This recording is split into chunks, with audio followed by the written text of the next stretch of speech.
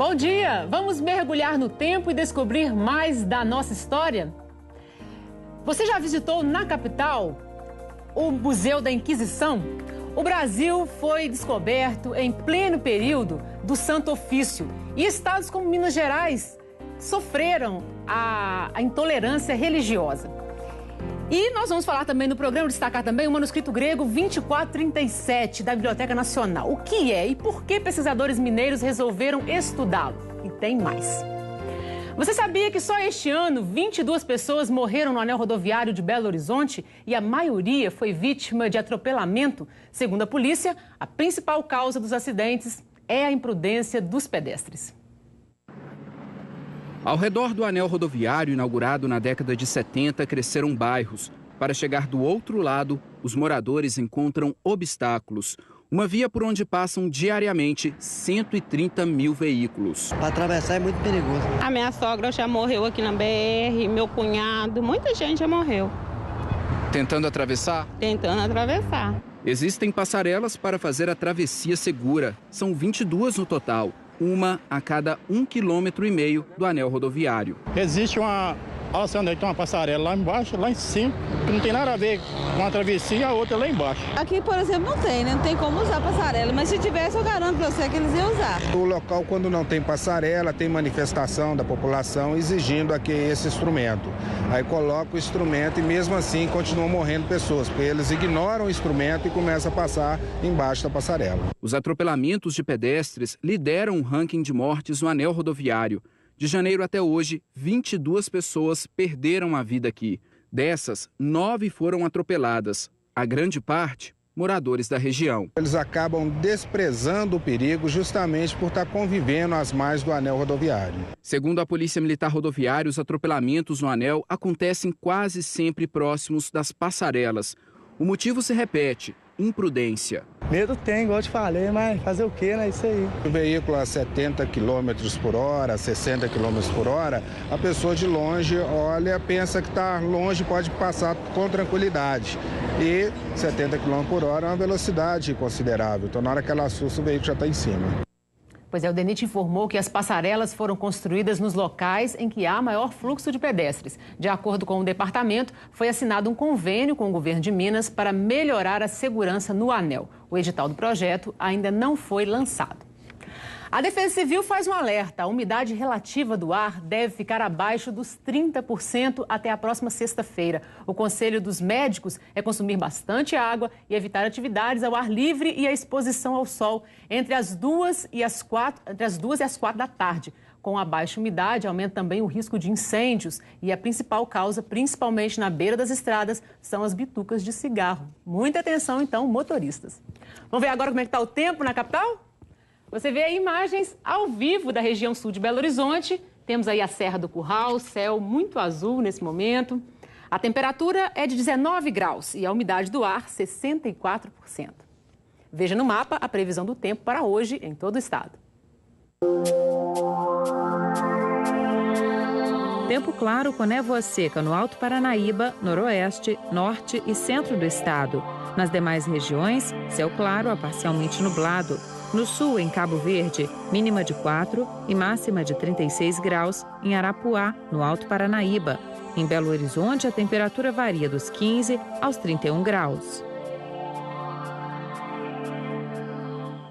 Ele é considerado o mais antigo manuscrito em solo latino-americano. O manuscrito grego 2437 apresenta o Evangelho do Novo Testamento. Mas por que estudá-lo? Um livro inspirado por investigações sobre o pergaminho acaba de ser lançado na capital. Uma das organizadoras é a doutora em Linguística pela UFMG, Maria Olívia de Quadros Saraiva, nossa convidada hoje no Opinião Minas. Bom dia, Maria Olívia, bem-vinda ao Opinião Minas. Obrigada. Então, explica pra gente, esse aqui, o que é esse manuscrito grego lá da Biblioteca Nacional?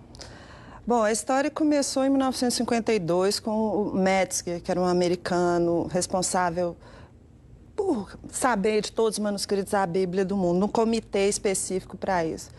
Aí ele estava dando aula no Seminário no Sul, em Campinas, escreveu para as bibliotecas perguntando se por acaso não tinha um manuscrito grego.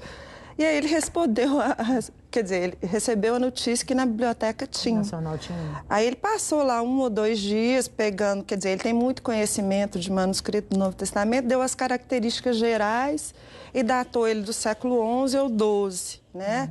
E aí já foi...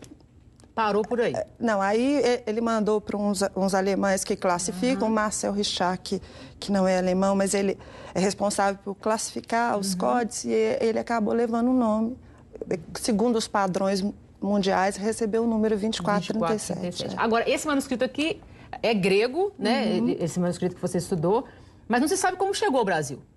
Não, o que a gente sabe é que no registro da Biblioteca Nacional é que ele foi doado pelo João Pandiá Calógeras, que era um cara político, economista, um tanto de coisa. Ministro, escreveu muito livro de administração, política. E ele doou para a Biblioteca Nacional em 1912. E como ele é de família grega, a gente acredita que eles tenham trazido para o Brasil.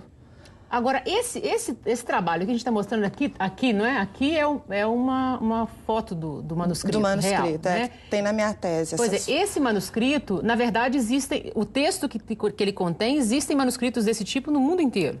Isso. Aproximadamente 2.000. Então, e a gente, para entender, para quem está em casa não entende muito isso, desde que, vamos colocar, os apóstolos escreveram alguma coisa sobre Jesus, isso foi sendo copiado ao longo do tempo?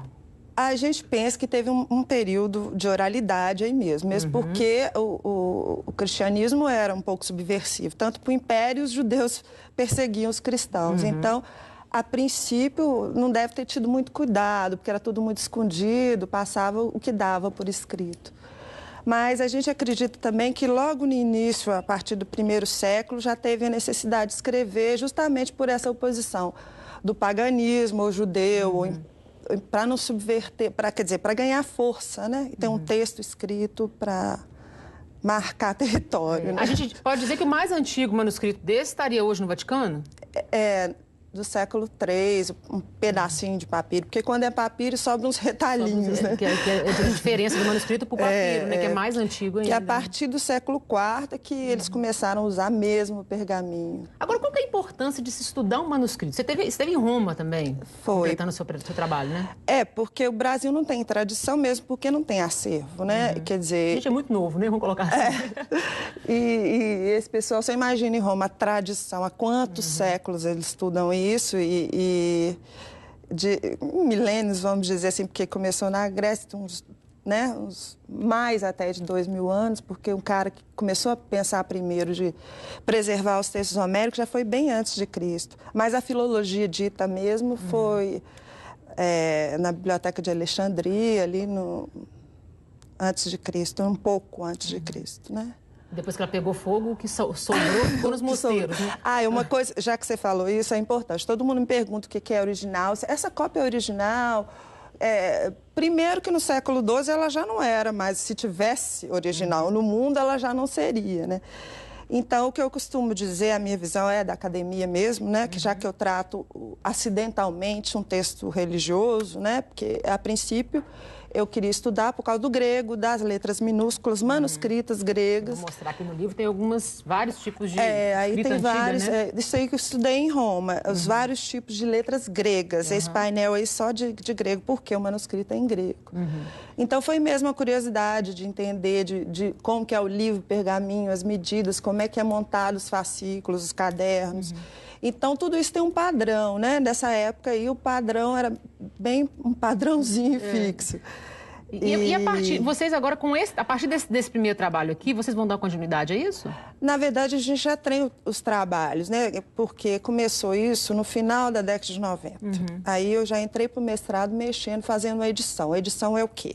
Você copia o manuscrito no Word para o mundo ler. Porque até quem sabe grego e leria o Novo Testamento sem problema, o manuscrito é muito mais difícil. Ele tem que entender de letra, é coisa de paleógrafo mesmo, né?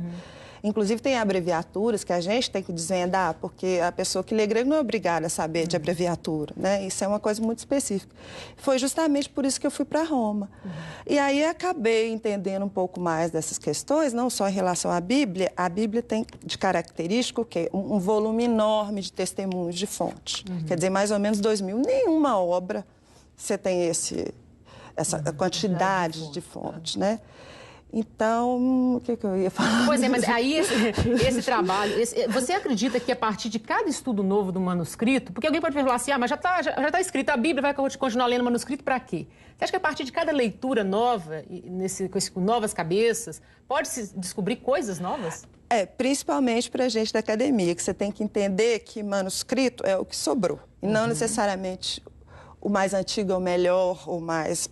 Pode ser um recente que tenha um tratamento melhor no texto. Mas o fato é que a gente trabalha com o que sobrou, né? Então, não existe essa coisa de original. Quando você fala de texto antigo, isso aí é uma bobagem. O Alphonse Dain, que é um especialista em paleografia francês, ele fala, quando a gente mexe com manuscrito antigo, a gente não tem nada que falar de original, né?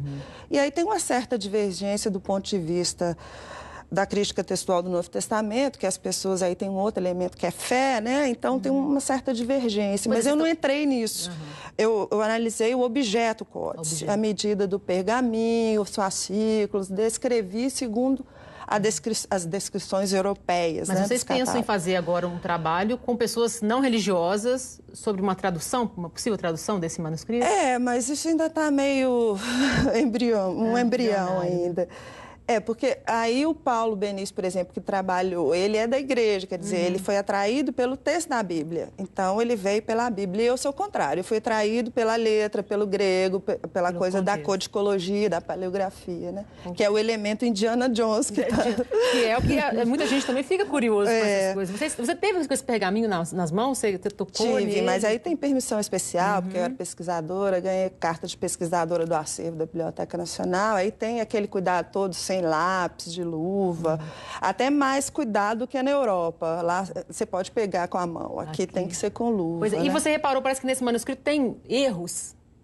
Todo manuscrito tem variantes, né? Quando a gente trabalha com o que sobra, você tem que ver justamente isso. Esse aqui parece com esse nisso, e diferente desse, porque diferentes todos são, né?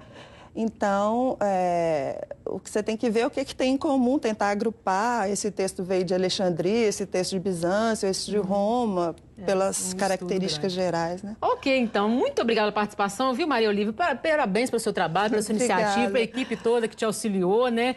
E a gente acredita que é sempre bom a gente conhecer um pouco mais da nossa história, né? É isso aí. Muito obrigada. Agora então. Eu queria agradecer. Rapidamente, nosso tempo acabou. Tá bom. A editora que topou fazer isso pra gente e a Gráfica Rona, que a gente teve um patrocínio também. Ok. Muito obrigada, então. Bom dia para você. Obrigada. Bom, gente, no próximo bloco você vai conhecer mais sobre o Museu da Inquisição, que acaba de ser inaugurado em Belo Horizonte. Tem dúvidas? Manda pra gente. Aproveita para entrar no Facebook do programa e concorrer a prêmios. Eu volto já.